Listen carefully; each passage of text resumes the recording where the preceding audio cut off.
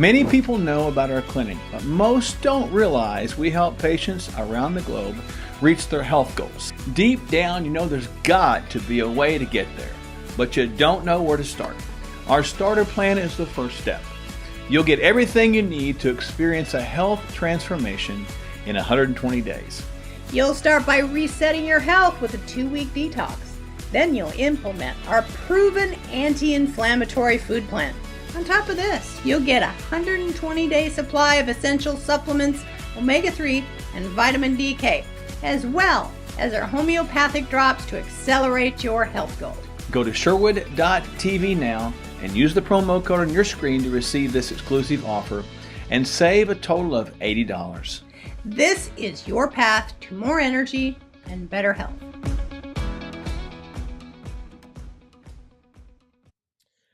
Good morning, everyone, and welcome to this edition of Ekklesia Motivational Mondays, the last Motivational Monday we'll be doing, and because next week we'll be doing Metanoia Mondays. We've switched because we want to use funky Greek words again. Metanoia Monday means to, actually the word for repentance in Greek that we translate, so actually is to change your thinking. So I'm Kyle Brown here with Ekklesia Nation coming to you live, and this is Hannah Silk. Hello. We're happy to be with you guys today. Guys, we'll be covering a vast array of topics today. We'll be talking about if you want to change the world, clean your room, going through Jordan Peterson's 12 Rules for Life, rule number 6. If you want to change the world, you better clean your room. I kind of said that already. But here it is. Set your house in perfect order before you criticize the world. And then we'll also be going over the keto diet versus the carnivore diet and doing the, pardon my French, the crap, core, repeatable, actionable processes, how you can get to your next step of transformation in your life. And we're just glad to be with you guys today. I know you guys enjoy these Motivational Mondays, and so we're just happy to change the name on you and go to something different. But Hannah, talk to us a little bit about rule number 6, about set your house in perfect order before you criticize the world. Well, I think it's I know I've heard it said that like the state of your room is kind of an example of the state of like your inner self. And so if your house is a mess, you might be a mess, in which case you're probably not going to be accomplishing very much to help other people. And so really, can you be criticizing other people if you're, in the state that you're in? So that would be one thing. The other thing is you just feel so much better about life if things are at least a little picked up, and things don't have to be perfect. Our houses look lived in because they are lived in. You have kids around, there's going to be like socks and shoes and toys, and so an element of that is fine, and actually I think makes things more comfortable, because you can't be too perfectionist where no one wants to touch anything because they're afraid of getting it dirty. But right. There's a line there of keeping things organized and comfortable and tidy, where you're not scrambling if somebody drops by or just little things like that happen that can kind of send you into chaos because your house is in chaos. That's right. One of the Proverbs says, I didn't pull it up. I have every other scripture in the book on here, but didn't have this one pulled up today, which is funny. But Proverbs says, when there's no ox in the stall is clean. But when you have oxen, that's good. So when you have things to do and you have things accomplishing, that gives you reason to clean. Kids bring mess. People bring mess. It's just going to have to learn how to sit. But we're not talking about perfection. Right. Actually, but it says set your house in perfect order. Yeah, that we're going to scratch out the perfect. Set your house in order before you criticize the world. I think that's good. And so we're going to play a quick clip, of course, because we love Jordan Peterson, about some things that you can steps to do and why you should even look to how can you change things in your life. And then we're going to go through some other cool videos after that. So let's listen to Jordan, and we'll chat through it too.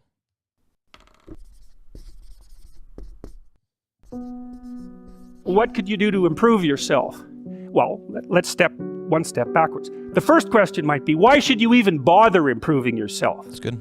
And I think the answer to that is something like, so you don't suffer any more stupidly than you have to. And maybe so others don't have to either. It's something like that. Like there's a real injunction at the bottom of it. It's not some casual self-help doctrine. It's that good. If you don't organize yourself properly, you'll pay for it, and in a big way, and so will the people around you. Now, and you could say, well, I don't care about that, but that's actually not true. You actually do care about that, because if you're in pain, you will care about it. And so you do care about it, even if it's just that negative way, It's very rare that you can find someone who's in excruciating pain who would ever say, well, it would be no better if I was out of this. Sort of pain is one of those things that brings the idea that it would be better if it didn't exist along with it. It's incontrovertible. So you get your act together so that there isn't any more stupid pain around you than necessary. Well, so then the question might be, well, how would you go about getting your act together? And the answer to that, and this is a phenomenological idea too, it's something like, look around for something that bothers you and see if you can fix it. You can do this in a room. It's quite fun to do it just when you're sitting in a room, like a room, maybe your bedroom. You can sit there and just sort of meditate on it and think, okay, if I wanted to spend 10 minutes making this room better, what would I have to do? And you have to ask yourself that, right? It's not a command, it's like a genuine question. And things will pop out in the room that there's a stack of papers over there that's kind of bugging you, and you know that maybe a little order there would be a good thing. And there's some rubbish behind your computer monitor that you haven't attended to for like 6 months, and the room would be slightly better if it was a little less dusty and the cables weren't all tangled up the same way. And if you allow yourself just to consider the expanse in which you exist at that moment, there'll be all sorts of things that'll pop out in it that you could just fix. And I might say, well, if you were coming to see me for psychotherapy, easiest thing for us to do first would just be to get you to organize your room. You think, well, is that psychotherapy? And the answer is, well, it depends on how you conceive the limits of your being. That's a really intense way to say that. I would say, start where you can start. If something announces itself to you, which is a strange way of thinking about it, as in need of repair, that you could repair, then, hey, fix it. Yeah. For example, if your body is letting you know, hey, it needs repair because you're sick all the time, or because you're overweight, because you can't bend over to pick something up, because you continually hurt yourself, you can't play with your kids, that's something telling you, hey, something's in disorder. That's so good. You fix 100 things like that, your life will be a lot different. Now, I often tell people too, fix the things you repeat every day, because people tend to think of those as trivial, right? You get up, you brush your teeth, you have your breakfast, you have your routines that you go through every day. Well, those probably constitute 50% of your life. And people think, well, they're mundane, I don't need to pay attention to them. It's like, no, that's exactly wrong. The things you do every day, those are the most important things you do. Hands down. All you have to do is do the arithmetic. You figure it out right away. So 100 adjustments to your broader domain of being, and there's a lot less rubbish around and a lot fewer traps for you to step into. And so that's in keeping with Jung's idea about once you've got your mind and your emotions together, and once you're acting that out, then you can extend what you're willing to consider yourself and start fixing up the things that are part of your broader extent. Now, sometimes you don't know how to do that. So you might say, imagine you're walking down Bloor Street and there's this guy who's like alcoholic and schizophrenic and has been on the streets for 10 years. He sort of stumbled towards you and incoherently mutters something. That's a problem. And it would be good if you could fix it, but you haven't got a clue about how to fix that.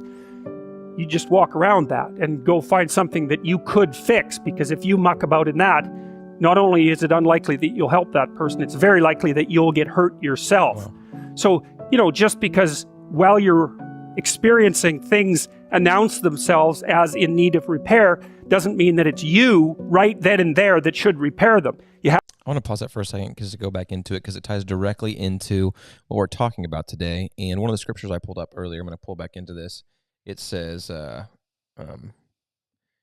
and God blessed them, and God said to them, be fruitful, multiply, and fill the earth and subdue it, and have dominion over the fish and sea, over the birds of the heavens, and over every living thing that moves on the earth. I think it's interesting that he's talking about making sure that you're okay to do the thing that you need to do next. Mm-hmm. And the first way you do that is take care of yourself, because there's things in disorder so much internally that it doesn't allow you to go take care of the things right on the other side of that. And so the command to Adam and Eve, and we get this all the time because we think paradise, we think, well, there's no work. There's no work to do. Well, the truth is no. God said first, hey, Adam, we're going to name some things. Let's name the birds. Let's name the fish. Let's name the creatures. Mm-hmm. And then after that, he's like, hey, go take dominion over this. So what does that mean? Steward it. Right. Go steward the earth. And so because Adam had a relationship with God that was close, that was intimate, that he was walking with it, he was actually made in perfection. So there was no sin. There was no disagreement with God. Because of that, he could go then and go out and go then. But right now, most of the time, the enemy has wreaked havoc on the world through sinful nature, through man. Mm-hmm. And what we're tasked with is recovering our own stability, our own order first. Yeah. And because we don't do that, then we reach out and try to help people sometimes when we don't even have the answers ourselves. Yeah. That's when you get into condemnation, judgment, heaping burdens on the people, but because you haven't worked it out yourself. And so what he talked about too is the order of doing the same thing, or focusing on the things that you do every day and getting those in order. And that's why I talked about doing the, pardon my French again, the CRAP, the core repeatable actionable processes, is what you guys do every day. If you can change small elements of that, you'll see your life change dramatically in one direction or the other. And for me, that started when I was a kid. I started, it's weird, I don't know why I did this, but I was about 15 years old. And I noticed I was kind of chubby, and you might like, oh, you're not chubby. But at the time, like, I felt like I was chubby. I was out of shape. I wasn't doing anything. I was wanting to be a rock star. But all I did was hang out with my friends, eat pizza. And my dad really wasn't in my life. My parents got divorced. And so my stepdad was kind of there. And then my mom was in my life, but she was working 2 jobs to help take care of us. And so I realized, like, if I want to be in better shape, I have to do something. So all I had was like hand weights and a few things. So I would do 3 exercises every night before I went to bed. 3 exercises, and I did them over and over again, and I got kind of like, so it only worked out like 3 parts of my body. So like my traps looked great, my biceps looked awesome, but everything else was, I still had a huge tummy, and it was just the way it was. But it was a start in the right direction. Right. And that led me into going from, in my sophomore year of high school, to being a lineman in football to being a receiver of that same year. Just because I did something every day that I wanted to do. And then that went in it, I applied that to my spiritual life, and it went from every night before I went to bed, I prayed. And it wasn't something, at first it was kind of a duty to do, which kind of like, it made it kind of resentful, but it came to the place of like, I actually enjoyed talking to God in the evening, right before I went to bed. It was like 3 minutes, like a 2-minute prayer. I said the same prayer every night.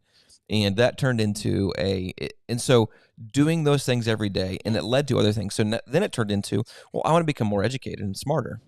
So I'm going to read. Well, how am I going to read? When am I going to read? I'm going to make margins in my day that I can read a little bit continually, whether that's 15 minutes, 30 minutes. And so it's so funny though, because I've been to multiple like best help conferences or get yourself in order. And I've had the privilege of meeting a lot of awesome men and women around the globe that are very wealthy, made a large impact on the world. One guy I know specifically that I got to meet was Peter J. Daniels. He was a billionaire real estate guy in Australia that owned a quarter of the real estate in Asia. Like just a phenomenal man. And he couldn't read up until the age that he was 26. That's crazy. Couldn't read. He was a bricklayer. And then after he turned 26, he went to a Billy Graham conference, and Billy Graham taught this aspect. And how much you might disagree or agree with Billy Graham, he did some phenomenal things for the Lord. But he said, if you give your life to Christ, he can give you a new mind. And he believed him. So he went home and said, honey, I need you to teach me how to read. And so they started reading the dictionary together. And then from that point, from not being able to read until 26, he read 3,000 books in his life. If you break that down into years, I'm trying to think. If you did it, man, that's 40 years. Yeah, that's a lot of books. That's crazy. That's crazy. And so what he did, though, is he said, you have to use the margins that you have, and you have to be incentivized to do that. So he ended up becoming somebody that would speak on economic forums in different nations, laying the foundation for how they operate economically, just because he would read economic textbooks, read economic books. So if you're thinking yourself, well, how do I set myself in order? How do I do that? Take something small or a small amount of time that you can do every day to change or implement in your life. That might be, hey, my house is a mess, I'm a hoarder.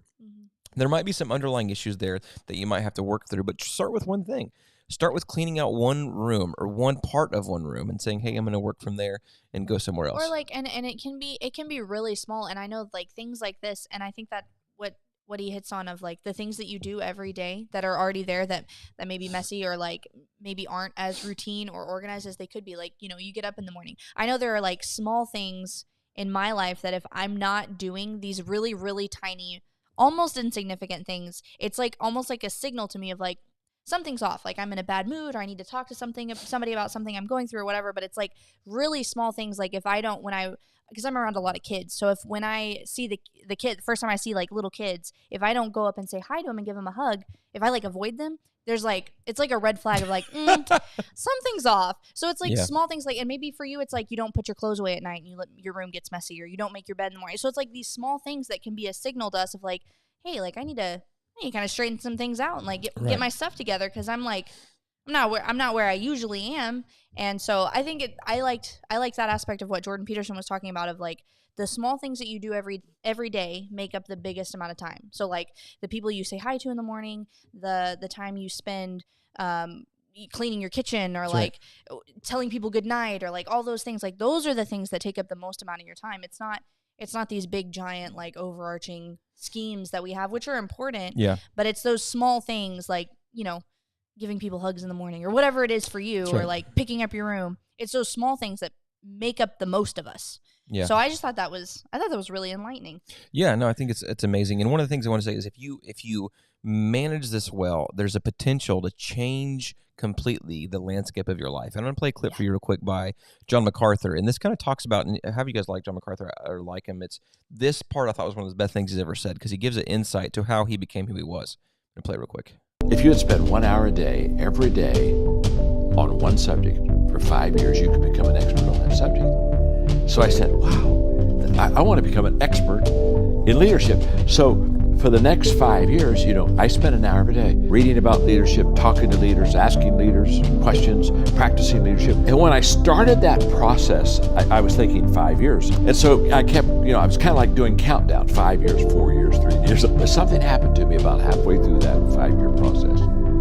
Instead of asking myself, how long will it take, how long will it take, how long will it take, I started asking the question, how far can I go?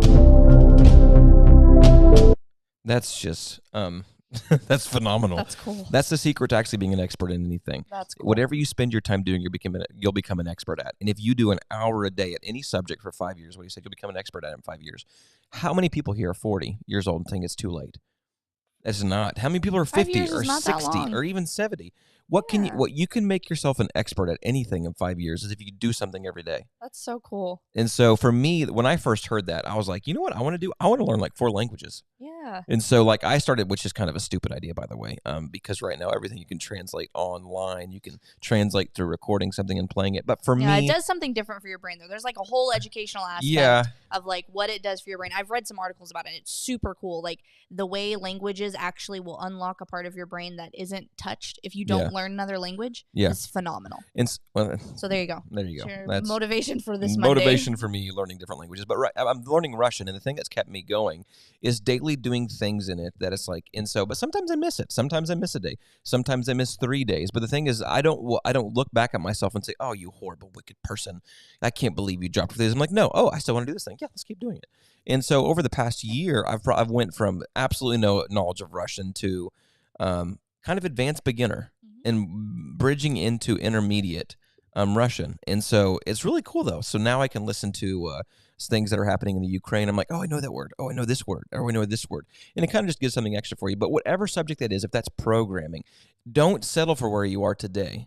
Because the world needs men and women of God to come and be the light that they're at. And sometimes that's just you changing something about how you think, how you operate, to open that door to the next stage of you actually impacting them. Because right now, I'm telling you guys, right now, there are stupid people running the world.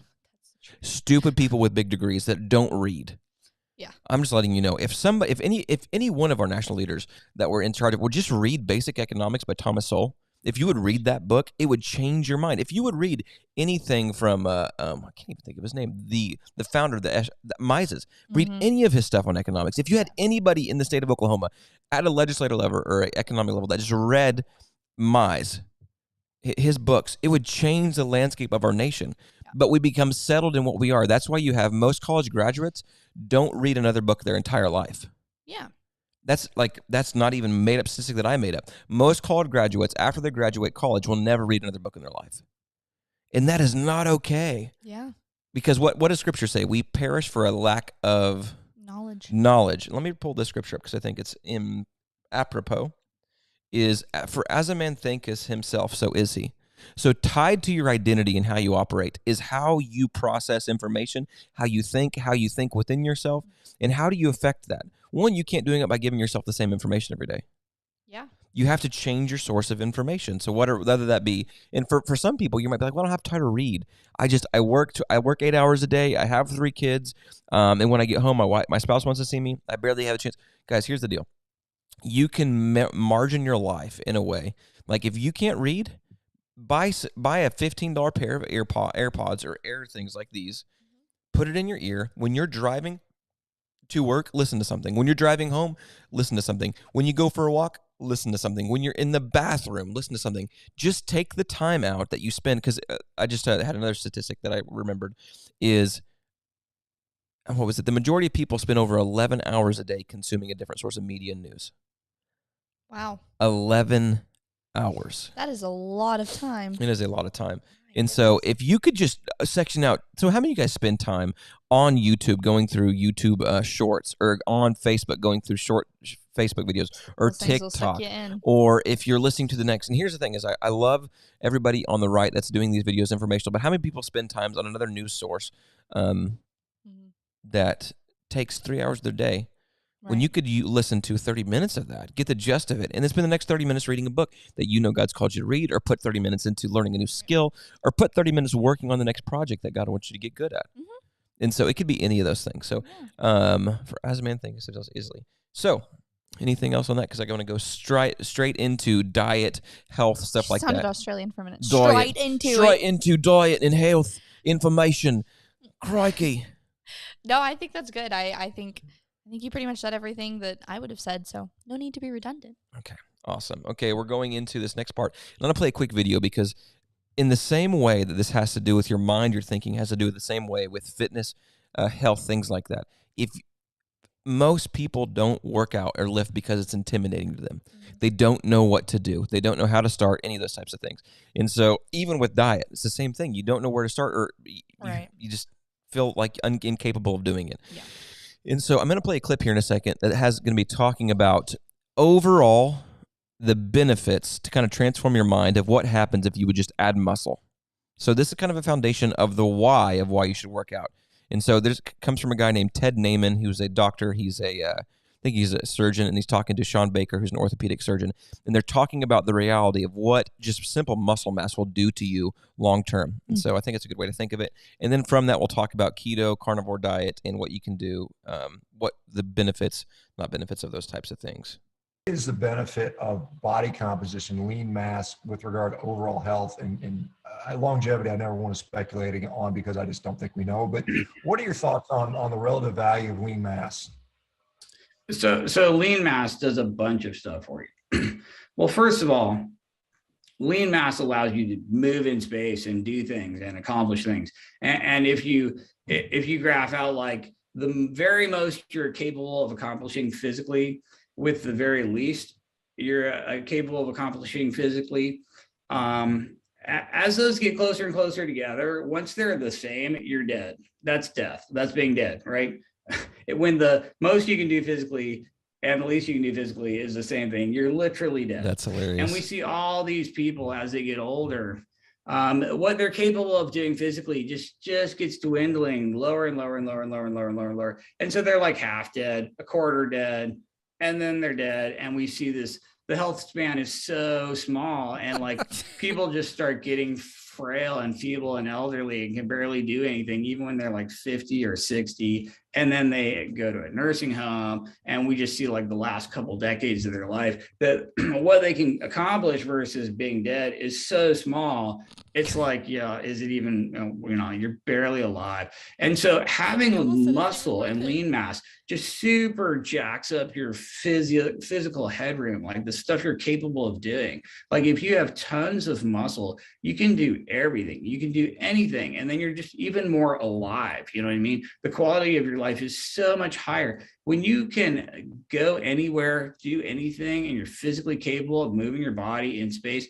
Your life is so much bigger and so much better, and you have so much more physiologic headroom of being alive and enjoying life. And so this is a massively important, just in terms of health span. Like, let's say you live to be 100, but the last 40 years you can barely walk. I mean, that's not worth it. And the real difference between someone who has all this physical headroom and someone who doesn't is literally just muscle, right? That's what it comes down to. So muscle literally makes you more alive. And then it's also a buffer in case you get sick and you can't eat for some reason. You have a lot of protein stores in your body. So you can literally graph out lean mass and longevity. And it's a straight line where the more muscle you have, the longer you're going to live.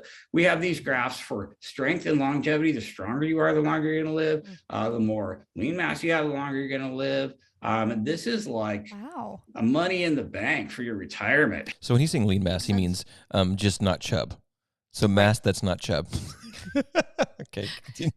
Having lean mass. The other thing lean mass does is gives you a lot of metabolic flexibility. If you have tons of muscle and you deplete the intramuscular triglycerides and glycogen regularly with exercise, you have so much room to partition incoming energy calories. So like you can take any type 2 diabetic on earth. This is crazy. Listen to this. And then put them through a massive workout, like where you just crush them in a CrossFit class or something. If you make them do 90 minutes of just resistance. You should never do this, by the way. If you have type 2 diabetic and you haven't worked out before, don't get crushed in a CrossFit workout. Good gravy, Ted Naiman.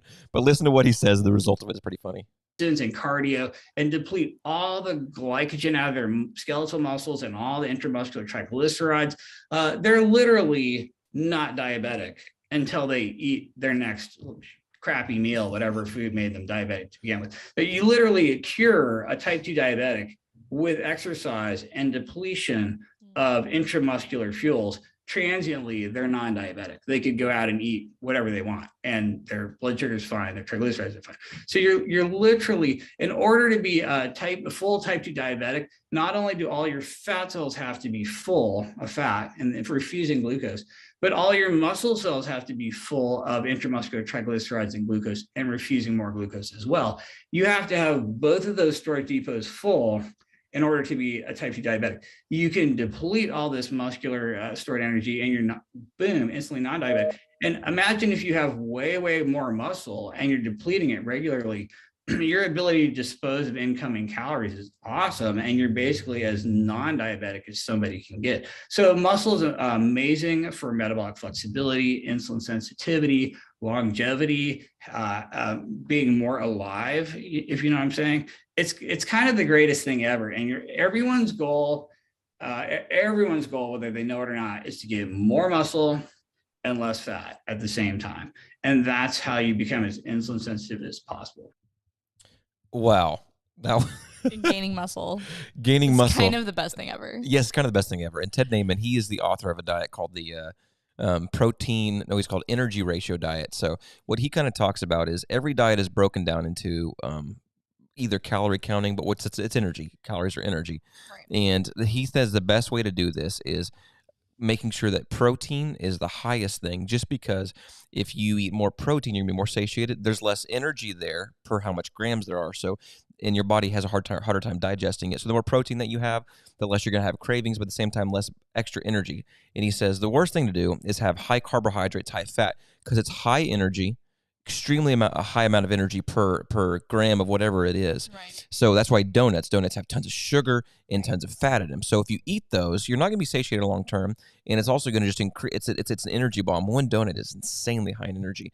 So his whole diet thing is protein energy ratio, which is eating more protein, getting less energy. So because what he says is fatness is energy toxicity. You have stored energy in you.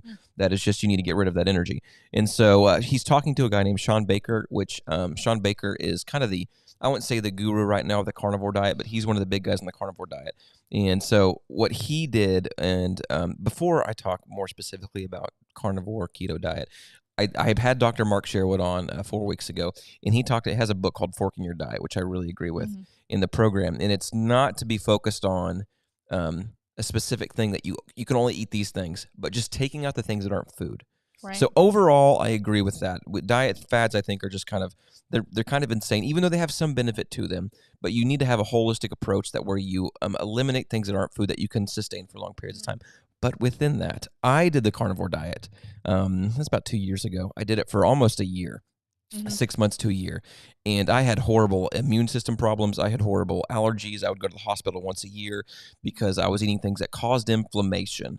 And I could never put the two together. So if I would eat bread, eat pasta, eat sugars, I would be stopped up. I'd be all those types of things. So I was like, and I could never get rid of my gut. And you guys be like, well, Kyle, you can't get rid of your gut right now.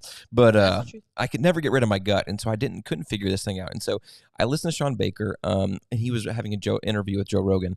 And he was talking about the Inuit people that live in Northwest, in Alaska, is for years, they've had no cancer, no scurvy, none of those things, no really heavy diseases. Yep. And they only ate meat and blubber, like high-fat diet, but also tons of meat, and that's all they ate. And the question is, well, why did they not get scurvy and things like that?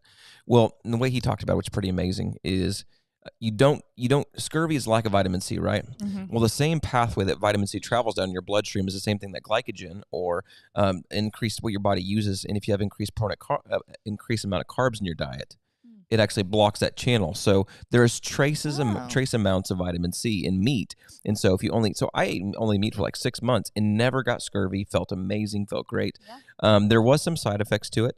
And so this is any type of elimination diet that you do solely one thing, there's going to be, benefits and detriments to it. And so for the carnivore diet, that's pretty much eating only meat products or meat. Yeah. And so, I would say, honestly, I'm not a nutritionist or a doctor, so I'm not going to give anybody medical advice.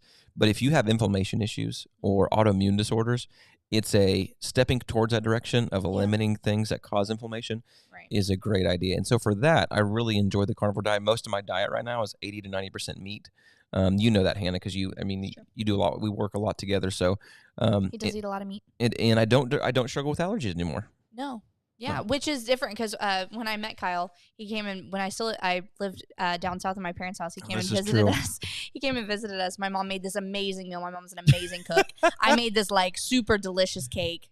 It was really good. What was it? What was it called? It was called a Lane cake. Yeah. Which if you've read To Kill a Mockingbird, it's in there, but it was like it's really good. So we fed Kyle all this like delicious food, like 2 pieces of this cake. My mom is like that person that like if you come to her house, she's gonna feed you whether you want food or not. And she's like, "Oh yeah, here, have another plate." And I'm like, "Lord, Mom, stop eating. They're not hungry." And Kyle almost had an asthma attack. Well, I did have an asthma attack because it's the first time I ate sugar in like months, and so he was coming off of the carnivore diet, and then we just like overloaded him on like bread and sugar and delicious food. There, like I had peppermint and another essential oil really eucalyptus underneath my nose, just trying my best not to die because it was awful. I felt bad. I was like, well, I'm never gonna feed Kyle cake again. It's never gonna happen. So carnivore diet, I think it's a very extreme diet. If you hear Jordan Peterson talk about it, he's like, hey, don't do it. If you don't have to, don't do it. Very extreme diet. So I would say consult your physician, of course, before you do that. Well, most physicians, I don't even want to talk about most physicians, goobers. Just do your research. Do your research and walk forward. But for the first while, there's some pretty intense side effects. Like I'm just going to get real and raw on the Motivational Mondays. But your stools, well, it's a detox. I mean, anytime you detox from eating bad sugars and like fake food, there's gonna be a detox. Like anytime you eliminate, even if you're not going straight carnivore, if you eliminate that stuff from your body, you're gonna detox. So it can be, the more extreme you go, the more extreme it's going to be. Yeah, no. So for me, it was a pretty extreme for that. I'm just letting you know, you have to be very close to a bathroom all the time. Like, do not run far from a bathroom when you're starting a new detox diet, okay? Don't travel long distances either, unless you invest in Depends. No, I was kidding. Kyle would. But it really changed the way I think about even eating. It was like Francis Bacon said this. He said, large changes are easier than small ones. And for me, that large change was easier for me. So I did a dramatic change, stopped eating all inputs of sugar, types of things like that, and changed that way. Now, since then, I've gradually put things back in my diet, like Greek yogurt. But what's cool is that since you did that, I think it really did detox you. And you now, even if you do eat some of the things that would have caused you issues before, you don't have the allergy issues or the inflammation issues that you did. Yeah. Even if you add a little bit of that to your diet. That's right. So it's like once you detox, you can go back and forth. Not that you should necessarily like cheat or whatever, but even if like Yeah, if vegetables or you whatever. you're at a party, somebody's serving really delicious. You're like, hey, I just want to try that. It's not bad to do that. Right. And so, but it doesn't cause you to have an asthma attack. No, it doesn't. Like And it would so, if you like you said, like I could eat a dessert at a restaurant right now, and the next day, like I'm fine because part of it is because I go back to the way that I've changed my lifestyle, which is they eat things that are food. And that are fulfilling to my body. And so that is meat mostly for me and a few vegetables here and there.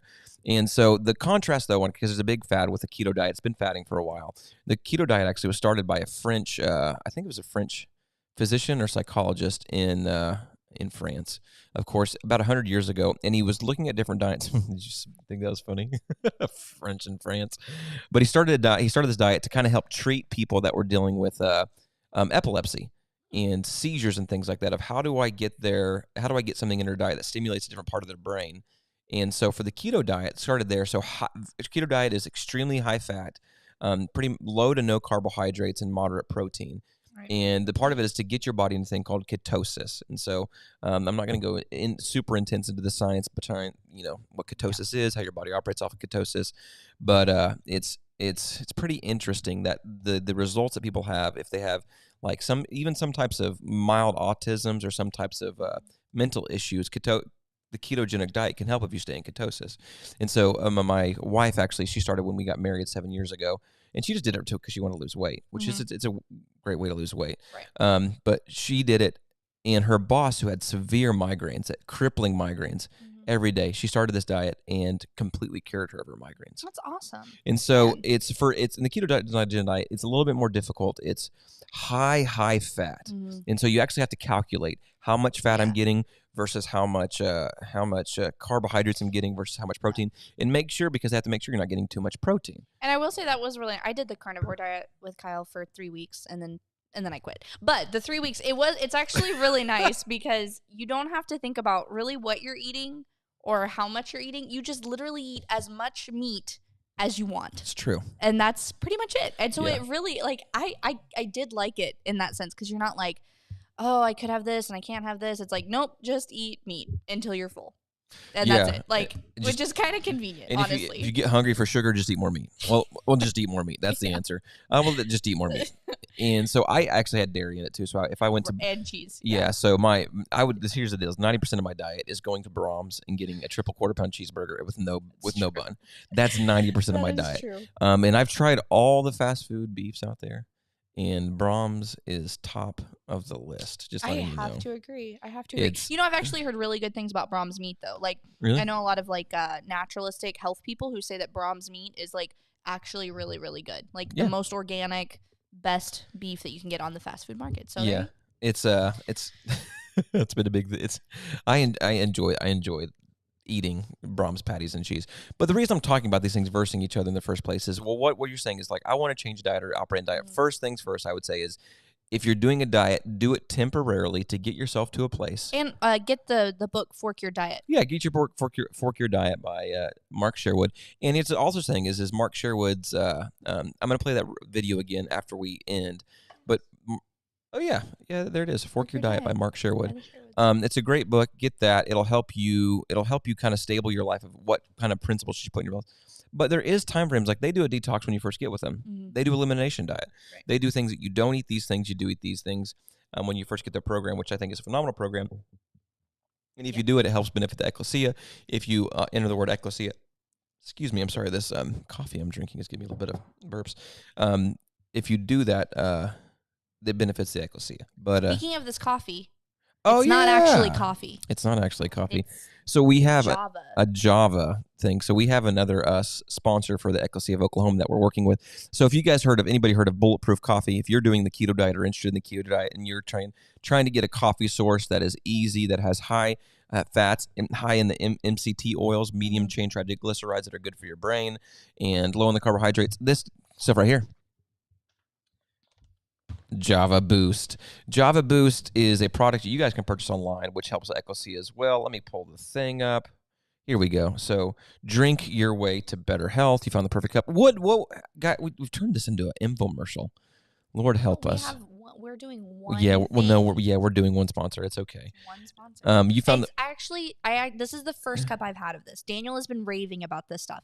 I actually really like it. Like, it doesn't taste like coffee. Yeah. But it's actually real. Like, I actually enjoy it. I was like, this. I hope this isn't nasty, because sometimes these health things are not the best. But I like am almost done with it. Yeah. And So I'm kind of picky. So there you go. So if you guys go to, I'm gonna put I'm trying to think where's the link at. I put the thing up there, but I didn't put the link. So the link is at the top. Let me move this down. I will copy and paste the link in the. I should have done that. So, anyways, I don't even know how to advertise this now because I don't know how to put the link. Lord help us. But drink your way to better health. You found the perfect cup of coffee. If you're interested in doing this, message us. It's a coffee substitute. It has antioxidants. Has caffeine. Muscadine. Muscadine. Hey, You guys have you ever had muscadines? No. Are they nasty? They are delicious. Oh, really? Oh my gosh! I heard that muscadine jelly is really good. Muscadine jelly is delicious. So they have muscadines in them. They have Fijian ginger and turmeric, and they also have so it helps curb your appetite. It is high in fat, so it does curb your appetite. Mm-hmm. Also, it has stevia in it, so there's no sugar in this. So it's great. It's easy to make. How long did it take you to make this, Hannah? Oh, like 2 minutes. And you can make it cold or hot. So I did hot because I like hot drinks. Yeah. Especially because it's raining outside. So I just heated up some water and put a spoonful in a cup and stirred it in. So it literally took me 3 minutes. So we'll share the link with you guys, and to buy it, just click on buy now and use promo code EKK. We get they help sponsor the Ekklesia Nation Motivational Mondays from that, and so yeah, that's a little infomercial for you guys. So we're talking about those type of diets. So whatever stage of process you are eating, what you're wanting to change, how to make yourself feel better, whether that's like if you're struggling with diabetes and you want to change something so you don't have those, or whether it's just I just want to look better, or any type of those things. Those are two diets that are really kind of intense. Keto diet's intense, and the carnivore diet is both intense, but versus one another, I prefer the carnivore diet because it takes away the thinking, but it's very intense. Keto diet takes a lot of calorie counting, things like that. But if you guys think, well, what should I do? I would say first thing start eliminating those things that are not food. And I've said it like 3 times, but do it. Like, guys, if you can just, it's just not about doing that. For me, I just couldn't not eat sugar. I had to eat something in place of sugar. Does that make sense? And so for me, I just started eating lots of meat because I realized I need to eat something to substitute every time I crave this thing. And so I went to eating hamburger, steaks, eggs, things like that. And as soon as I would eat those things, I'd be satiated. Yeah. Eat something that's actually will actually fill you up, and then you don't want to eat sugar. And the question might be like, well, how do I do that on the road? Because I'm on the road a lot. And so that's why I have developed the perfect ability to order everywhere I go. Every fast food place I know, I need this many patties with this many pieces of cheese and no bun like this. And they're like, what? Sometimes I'm like, excuse me? We don't do that here. I'm like, well, you can do it. Now, here's how you do it. You take the burger that you usually make with the bun, and you take the bun off of it. It's pretty simple. And then you put it in the same package, and then I will eat that burger, and then we'll be good.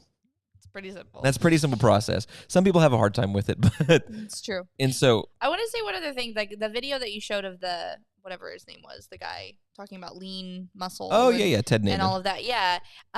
Just a funny thing. So me and my parents had my little brother and I when they were like in their early 40s. So they're like the age of like people my age have grandparents the age of my parents, which is funny.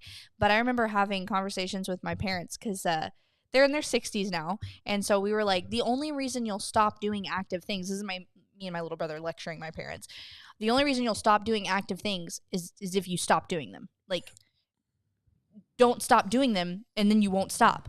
So I remember one time the grandkids all wanted my parents to go on the trampoline with them, and they were like, no, we're too old. And we're like, go get on the dang trampoline. So now they jump on the trampoline with their grandkids at like almost like 65 years old. And so it's just that's what that made me think of, just that concept of like seeing people get older, and there's an element of like your body's age, but it's like, just don't stop doing things. Yeah. Have you ever noticed like somebody that's going in a nursing home or somebody that's elderly, they have one thing in common usually is they have a hard time eating protein.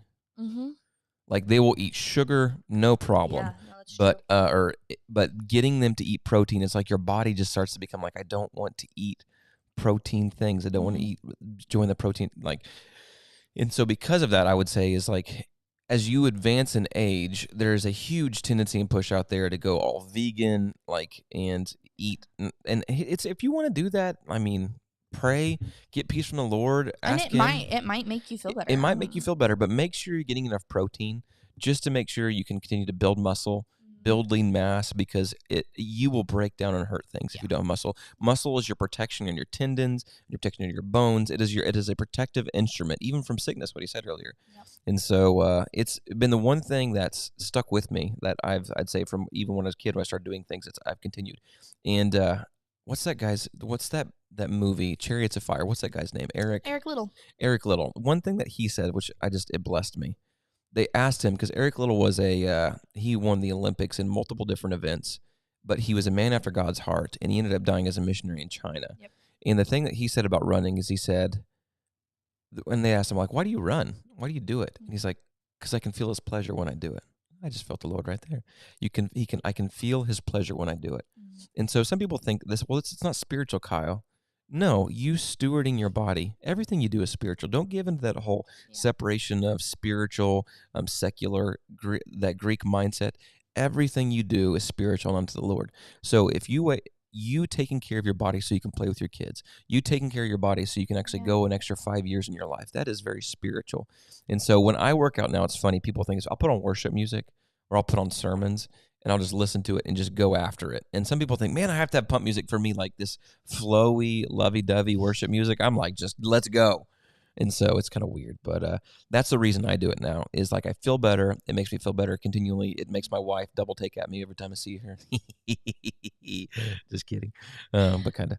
But yeah. Well, guys, it's been a great day with you guys here on Motivational Mondays. I want to bring up the thing again that we did at the beginning, which was... Nope, not that one. Set your house in perfect order before you criticize the world. Remember, guys, God desires for you to set your life in order. He wants to give you the grace and the ability to do it. But sometimes it's the enemy that attacks our mind to get us to think that we can't do it or put obstacles in our way. And you can do it. Just change one thing about your day this next week. Change one thing about your day this next week, whether it be, I'm going to spend an extra 15 minutes reading. I'm going to spend an extra 15 minutes. I'm just going to walk. Or I'm just going to do air squats or push-ups. Or over the 50 minutes, I'm just going to make sure my room's clean. I'm going to clean a little bit more than I did yesterday. Or if there's a counter, because everybody has a counter in their house that's like a catch-all for just all the clutter. Like this week, just focus on keeping that counter clean or that drawer clean or whatever. Like it can literally be something so small. Yep. And it'll probably make you feel really good about it. Yep, absolutely. So guys, not? That's it. That's good. Yeah. And so I'm going to play, actually say one thing. Tell them about your experience with lifting recently, what you feel the difference of, and then we'll end this thing. So it's funny. My dad did like powerlifting actually my dad was like a shrimp in high school and junior high. He was a crustacean? Yes, he was. He morphed into a human. He was a very small person as junior high and high schooler. So he wanted to play football, and they were like, nah, Silk, you're too small. Go to the weight room. So he started lifting weights and then kept lifting weights as a sport. So he never played other sports, but he really got into weightlifting and ended up really liking it and being like pretty stout dude. Like he could bench press. He's not a big person, but he could bench press like more than 2 times his body weight. Bench press like 315, I think was his max, and he weighed like 160. So I'm a little proud. Anyway, so that's my genetics. So Kyle, about 2 years ago, Kyle got me into weightlifting, and it's actually really fun. And it's pretty cool how you can feel like it's like I feel the space that my body is in more, like I'm more aware of it, and it's just fun. She has a hard time walking through door frames because she's aware of the space that she's. Yeah, all the time. Happens all the time. But no, I don't know what exactly you wanted me to say. I really enjoy it. I think that's good. Next Motivational Monday, remind me. We'll go over how to start a weight training program or something like that to get yourself back into place. So whether that be if you don't have a gym to go to, you can do it at your home. But how do you start this program of getting yourself back into the place of building muscle so that you can live longer? I have a great video that I'm going to send him. Really? We'll show next week. Awesome. Well, I'm going to finish this video with a last encourage. And guys, just letting you know, next Monday it's going to be Metanoia Mondays. Yes, officially switching. Yeah, so you're going to see Motivational Mondays. It's going to be metanoia because we're not hype people. We're wanting to change your thinking. So metanoia, the Greek word for repent. Yep, we like these Greek words. Changing your thinking. We're going to do that. And the change starts in the spirit, works its way to the head, and then fleshes itself out. So that's fleshes itself out in the flesh. In the flesh. So we're going to play this, and then we're going to end it for you guys. Thank you so much for joining us. Bless you guys. Love you. Have a great week. If you want to change the world, start off by making your bed. If you make your bed every morning, you will have accomplished the first task of the day. It will give you a small sense of pride, and it will encourage you to do another task, and another, and another. And by the end of the day, that one task completed will have turned into many tasks completed.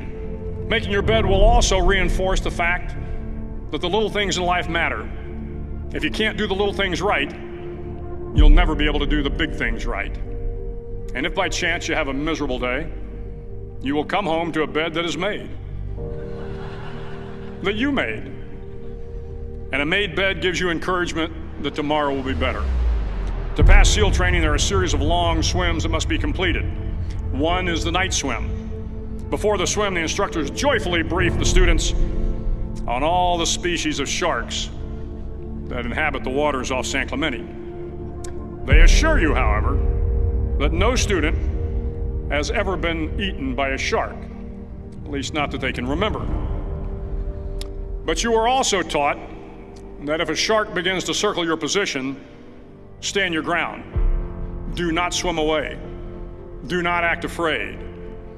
And if the shark, hungry for a midnight snack, darts towards you, then summons up all your strength and punch him in the snout, and he will turn and swim away. There are a lot of sharks in the world.